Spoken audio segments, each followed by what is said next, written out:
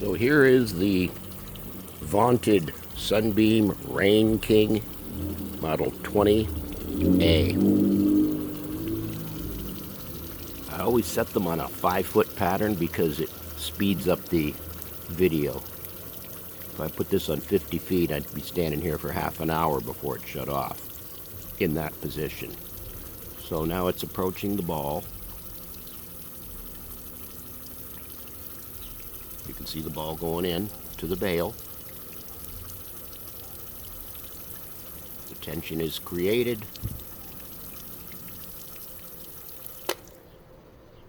And the machine shuts off, just like it did in 1951.